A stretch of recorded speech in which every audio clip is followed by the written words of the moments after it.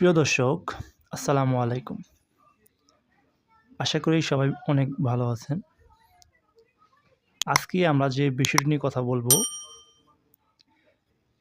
প্রতিনিয়ত বাংলাদেশ পুলিশ সদস্যের মানসিক চাপ বাড়ছে। এর পেছনে অনেকগুলো কারণ রয়েছে। আজকে কালের কণ্ঠ একটি প্রতিবেদন করেছে যে দিনে দিনে মানসিক চাপে ভুগছে বাংলাদেশ পুলিশ সদস্যরা। এর পেছনে অনেকগুলো কারণ রয়েছে।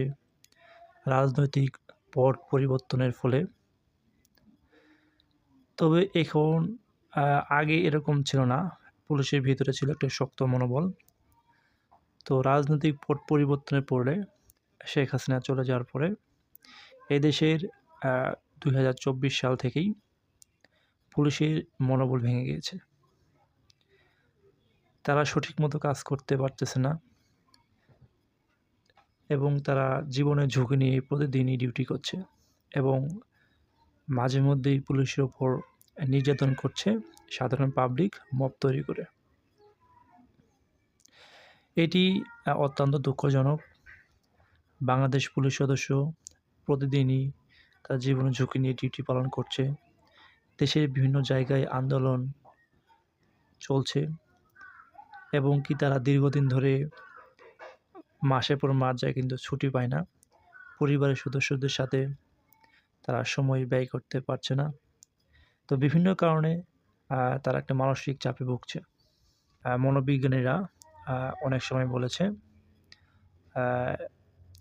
পুলিশ সদস্যদের মনোবল বাড়াতে কাউন্সেলিং এবং বিশ্রামের সুযোগ দেওয়া উচিত। এতে পরিবারের সাথে টাইম পাস করলে তারা কাজের প্রতি তারা ফিরবে মনোযোগ সহকারে এবং পুলিশের ওপর যে আস্থা জনগণের রাখতে হবে।